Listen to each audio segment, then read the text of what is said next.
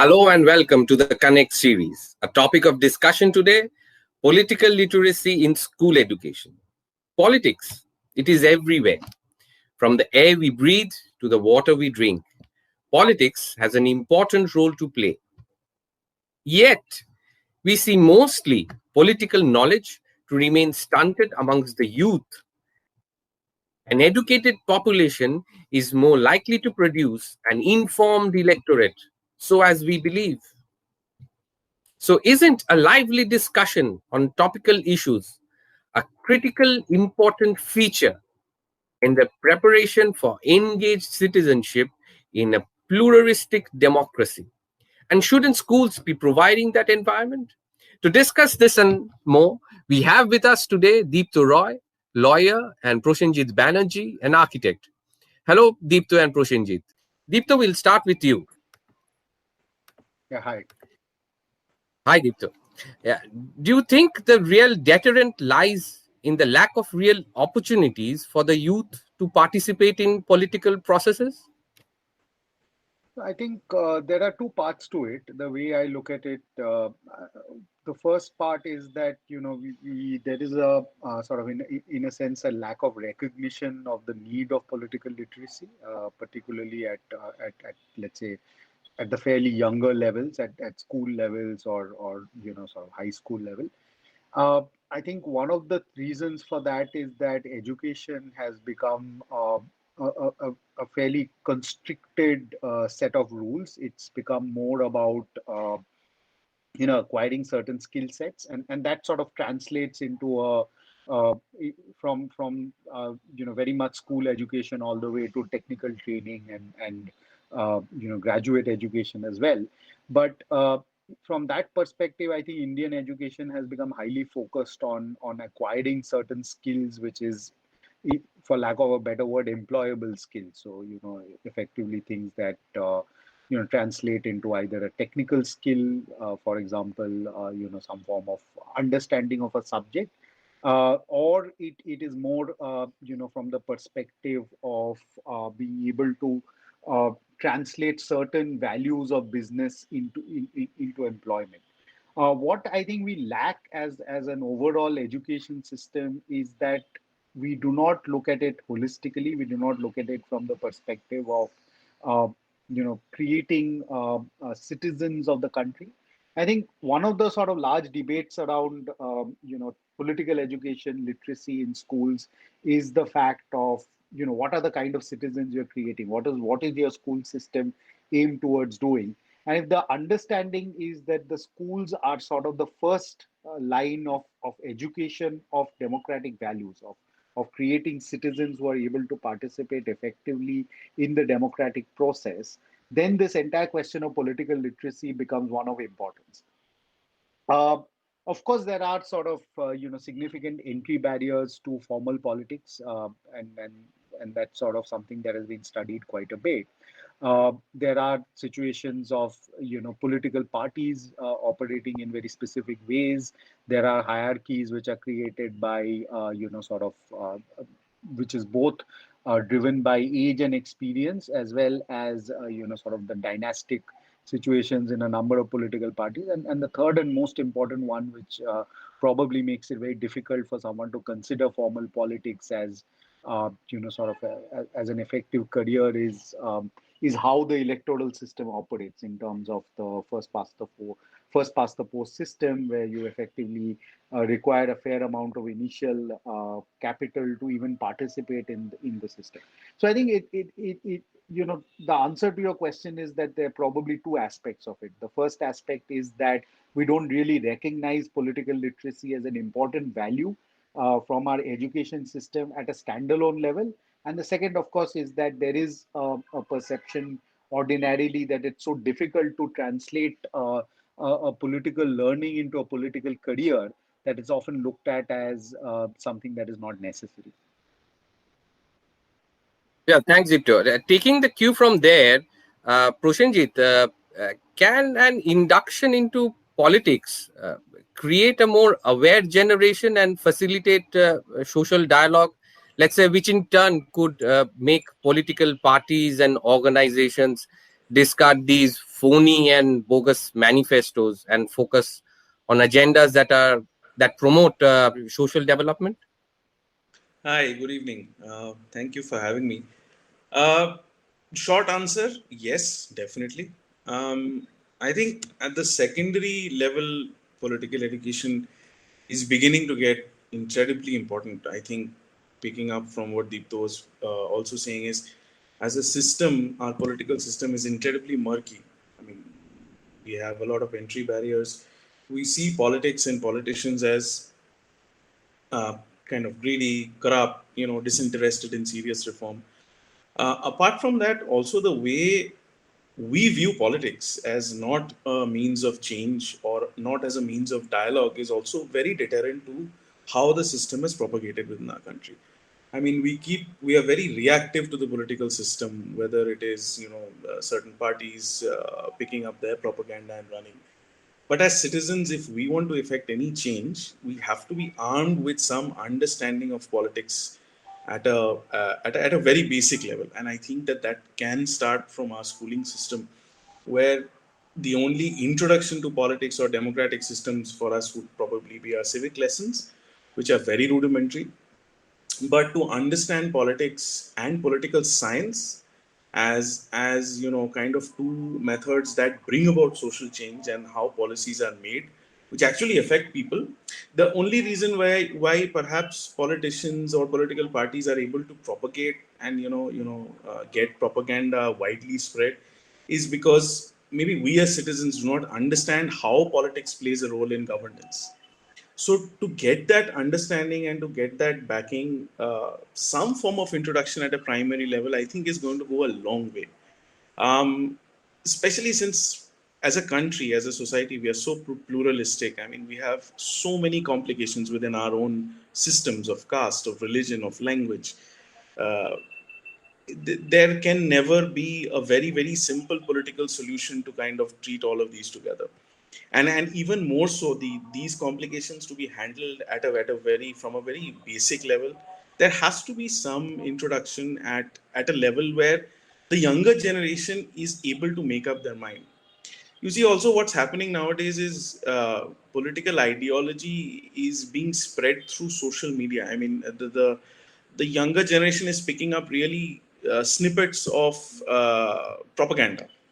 So for them to be able to kind of sift through lies or truth or post-truth scenarios, they need to be armed with some basic knowledge. So I definitely feel that it's some sort of introduction or ability for students at a secondary level to appreciate political discourse, debate, look at different viewpoints is going to be very, very important going forward.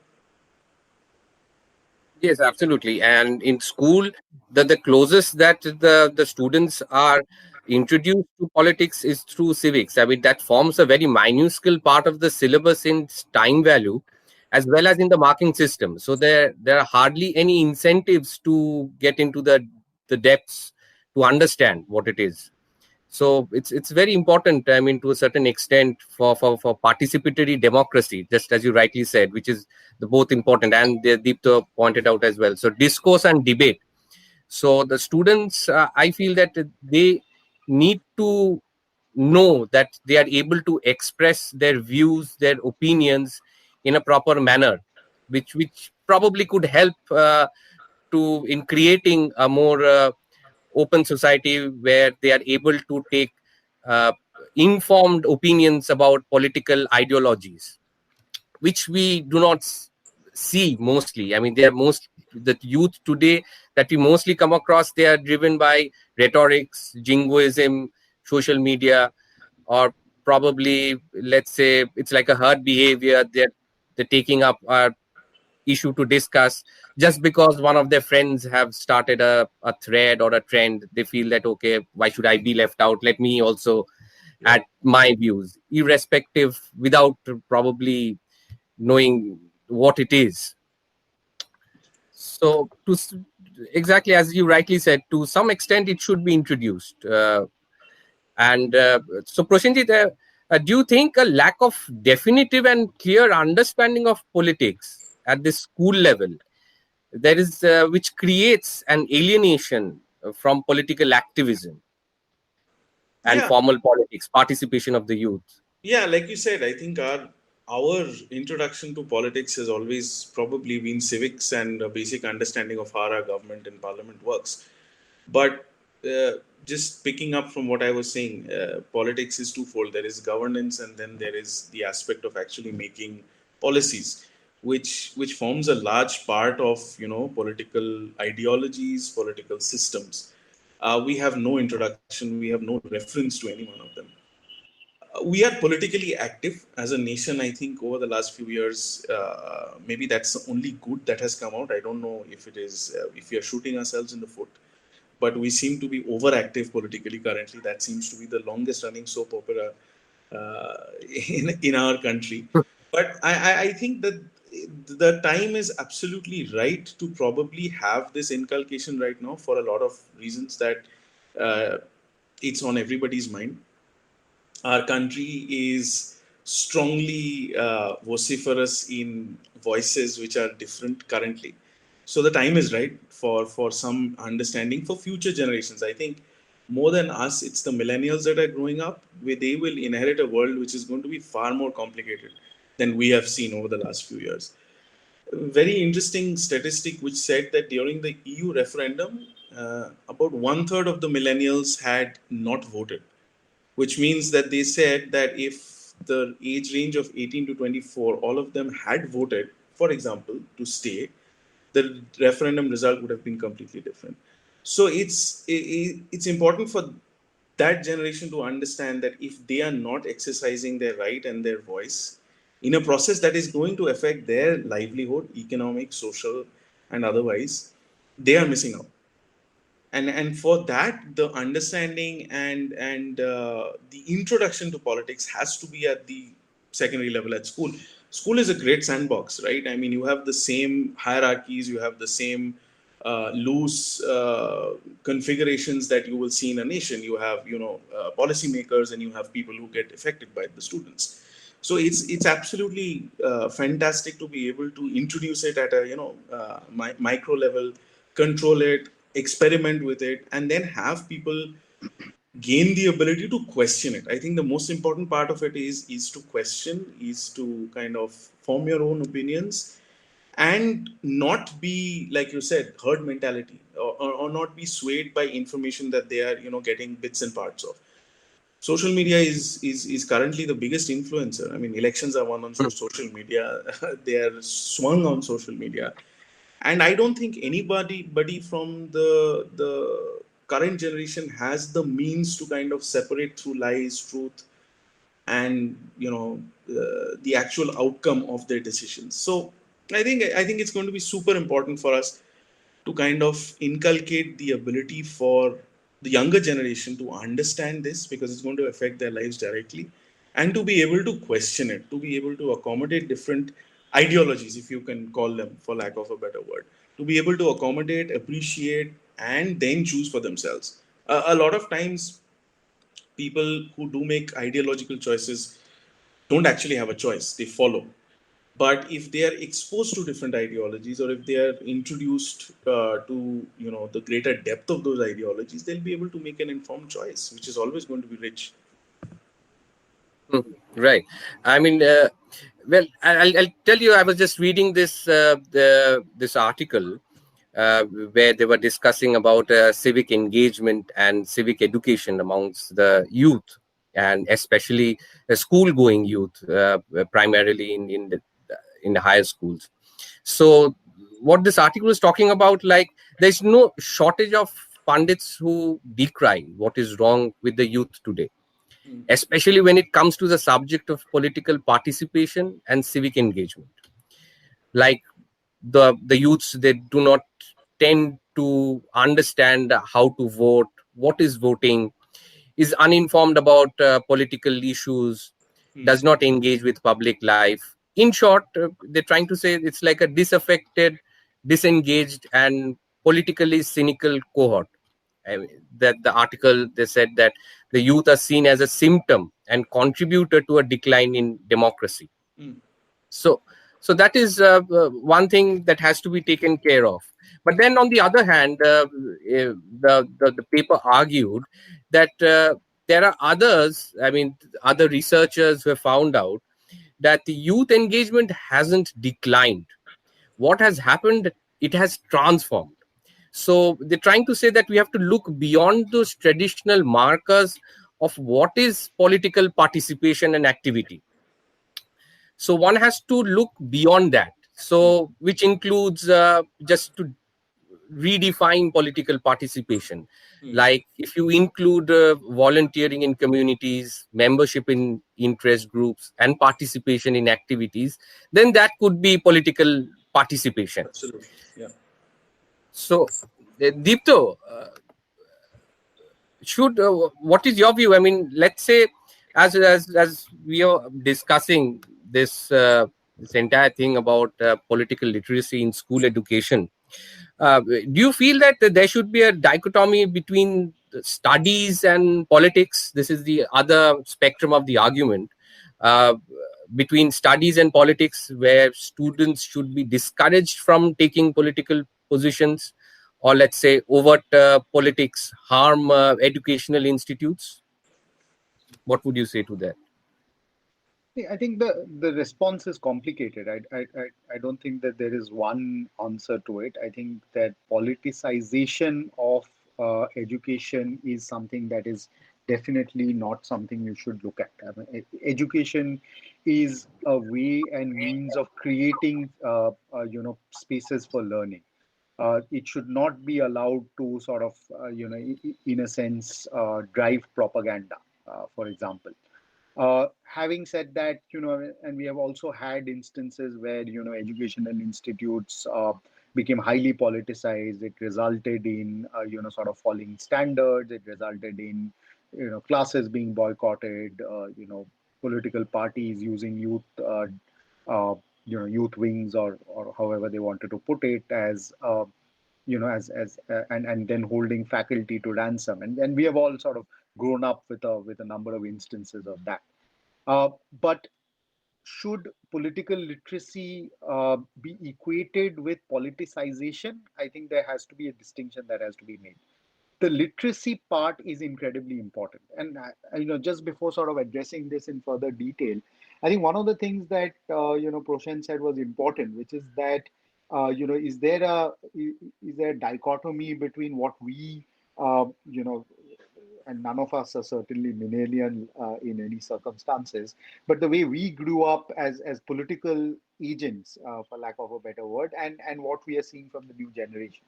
And one of the things I definitely feel as is that the space of political conversation has become very restricted.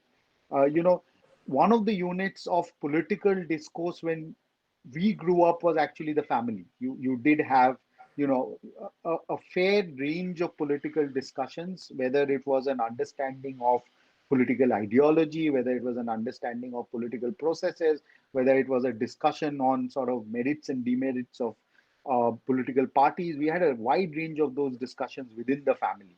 I think that is one part where I see a severe constriction of the space. And there are two reasons for that. One is that a lot of smaller nuclear families are not that interested in talking about politics within the family setting. So it's no longer a dinner table conversation because of a variety of aspects attached to it.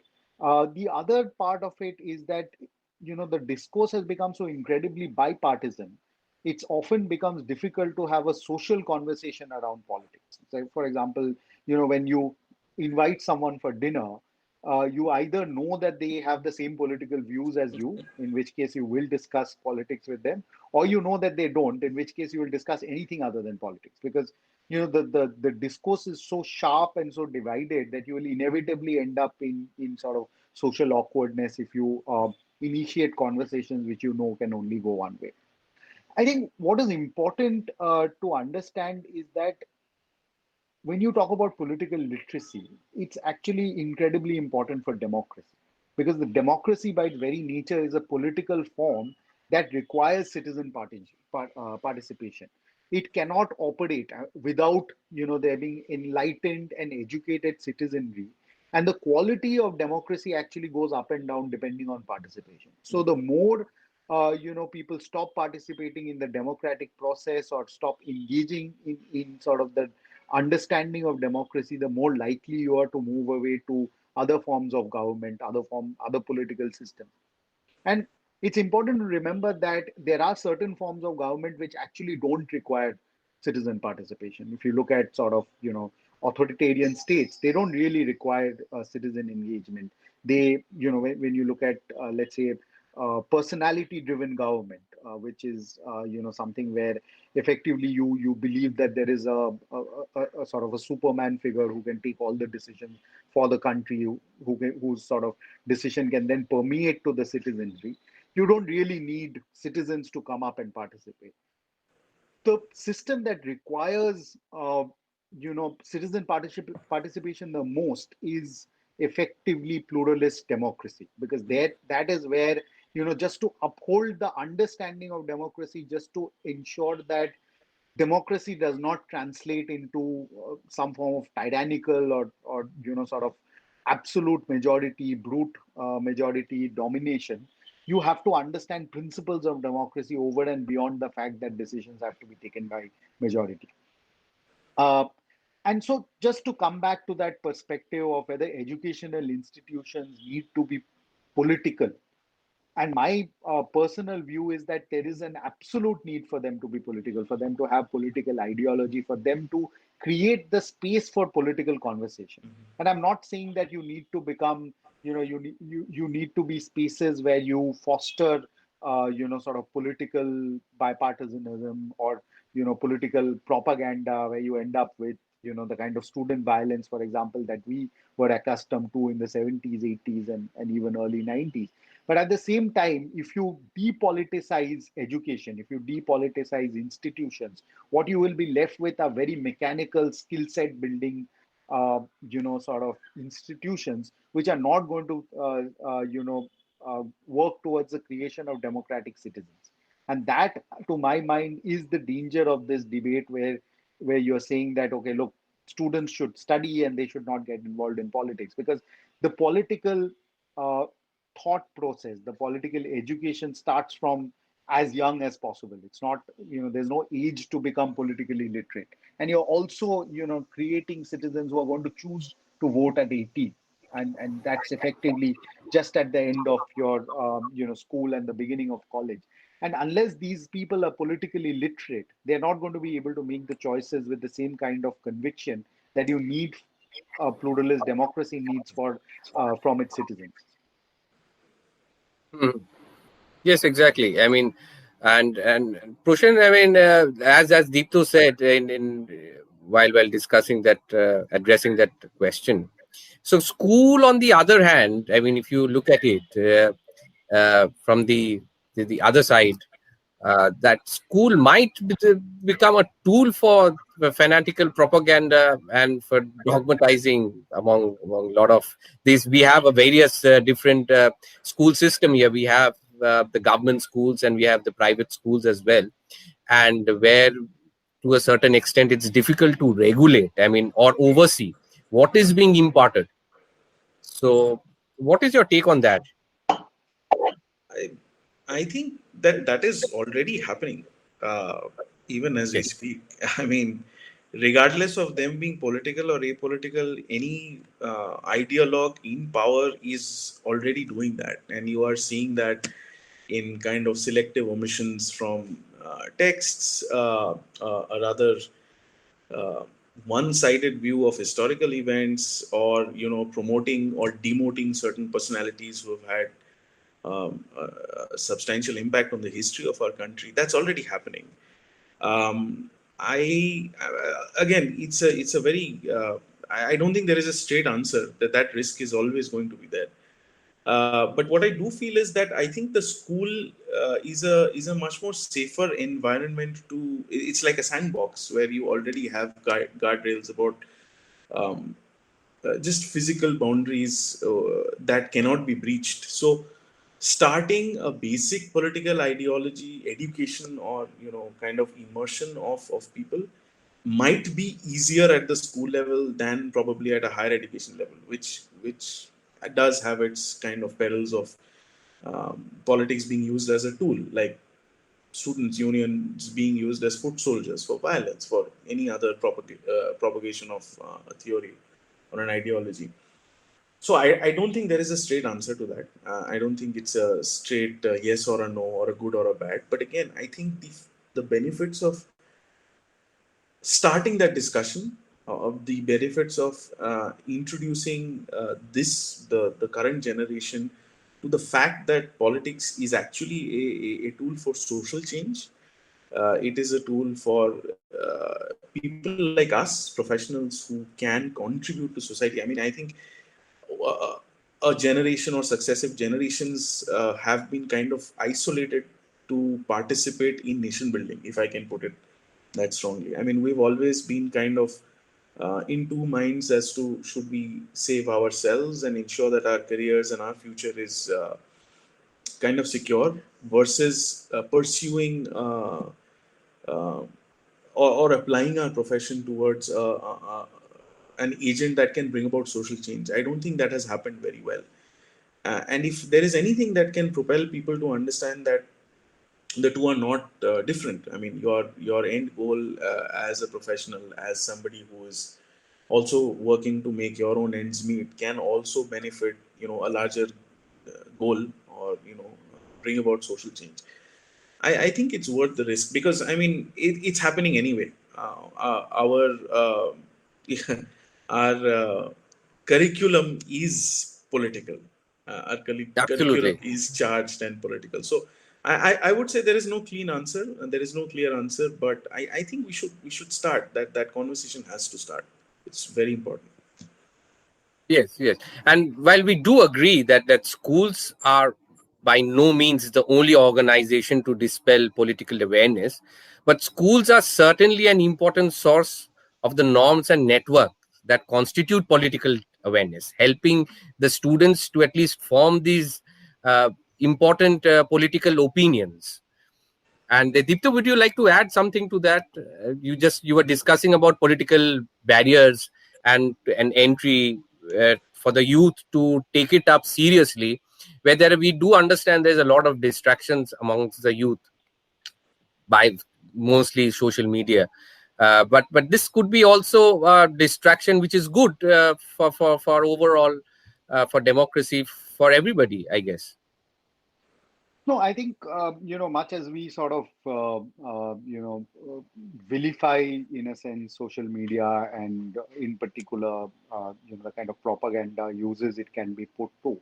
And I am personally of the belief that there has to be far more regulation of social media from the perspective of ensuring that, it's not used as a method of spreading falsehoods or for instigating situations.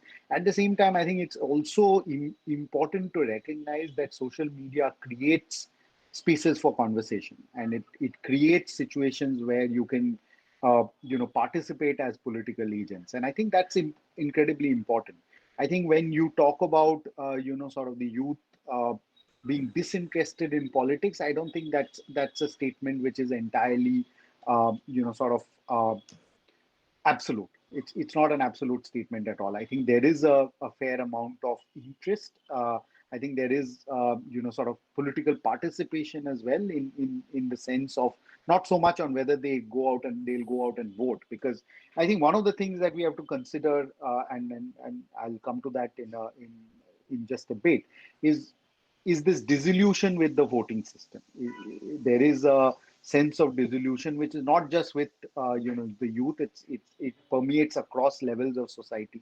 Uh, but just taking a step back from there, I think there is political participation. There is political participation from the perspective of debates, where people taking stands, and some of that stands may not be well defined. Some of that stands may be a very, sort of a, a factor of hype, or a factor of, the latest Instagrammer, and the sort of what they choose to take up as a method, or as a movement that they want to follow. But there are conversations which are incredibly important, which are happening on social media, where there is political participation at a fairly large scale. I think we need to recognize that, and I think we need to sort of see how that can be sort of looked at from a more formal prism of education and political literacy. Now, just to come back to this whole question of entry barriers, and that is obviously a very specific uh, uh, you, it is in a sense an India specific issue, but at the same time it sort of translates into sort of multi-party democracies across the world, which is that there are significant barriers to entry when you look at political life. In fact, there was I was reading a very interesting article on whether democracy is represented. It's representative in a true manner, or you're actually better off having an alternate system to elections. For example, like sortition or lottery, where you effectively ensure that there is participation. That participation is not driven by elections. It's not driven by sort of multi-party sort of politics in the way we understand it. It's more you identify representative groups and you ensure that they are represented. Obviously, there's a host of problems around that. Who is a representative group? Who decides what a representative group is going to be? But that has a level of attraction if you look at the kind of disillusionment we have with voting politics. And the reason for that is that I think across the board, there is a feeling that your vote actually does not make a difference. Whether an individual going out there, standing in line, or however it is that, and then placing a vote doesn't make a difference for a variety of reasons. One is, being first past the post.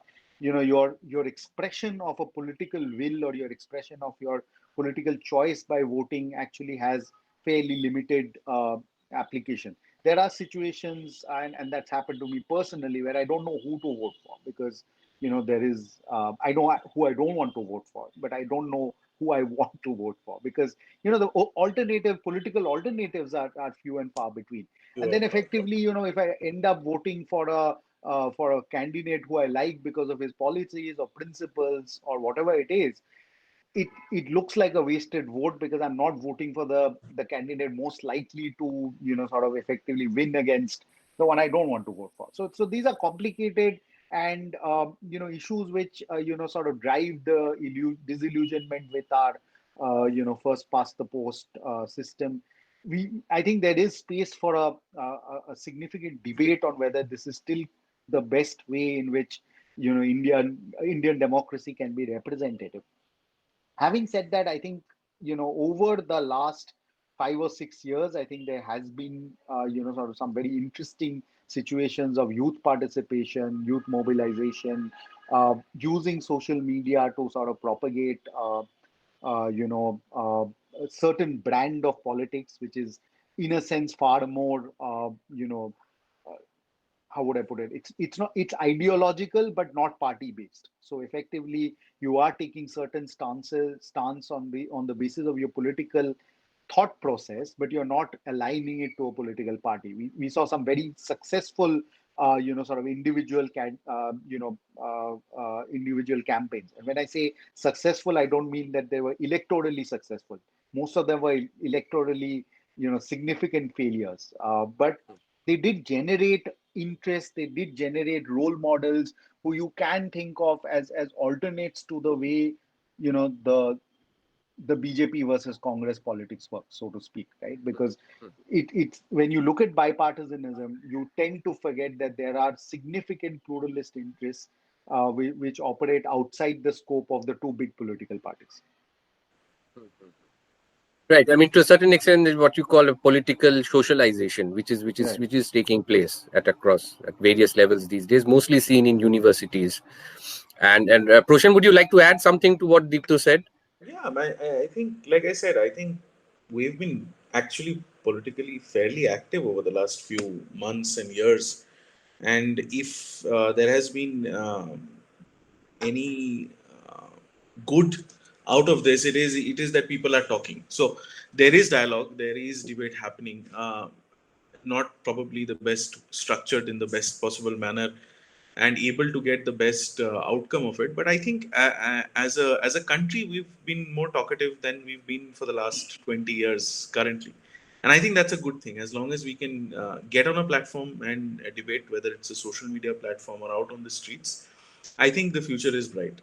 Now, is there a better way to kind of facilitate this? Definitely. Whether it is a basic introduction and just empowering people to be able to make choices, to be able to debate, to be able to kind of present different viewpoints.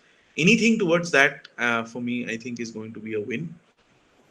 Again, it's not a straight road.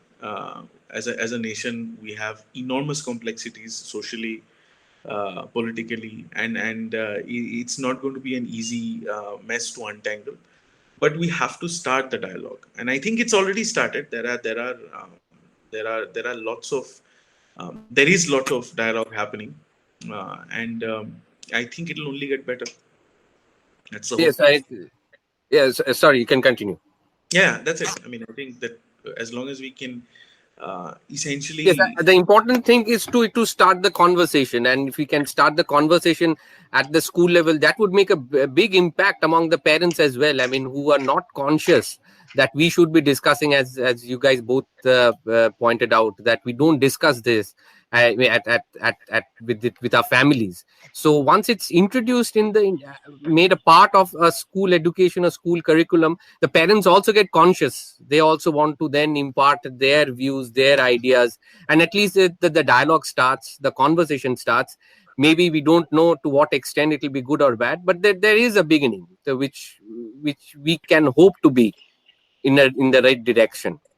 No, And and Deepto, I actually had an interesting conversation earlier today, sort of leading up to this discussion, where I spoke to an educationist who works for for an IB school in Mumbai, and there they actually right, have a fairly structured curriculum aimed at two things. One is sort of understanding of electoral processes, and then the whole concept of dialogue and politics being essentially about dialogue, right? I mean, politics is about representing a point of view and having negotiations to sort of implement that point of view, translating an ideology into policy in sort of very, uh, uh, uh, at very basic terms. And there they actually engage with as young as 6-year-olds on, let's say, how should the playground look like, or what kind of there was apparently, in middle school there was a question raised that the boys monopolize the field and they don't let the girls play. So there was a debate that was encouraged, some within the student government, to come to solutions on that. And I found that as a sort of an incredibly powerful method of non-ideologically, not talking about political ideology at all, but explaining and putting forward the understanding of how systems work, how democratic systems rely on identification of issues, putting that in a manner where it can be debated, and then reaching conclusions out of the debate.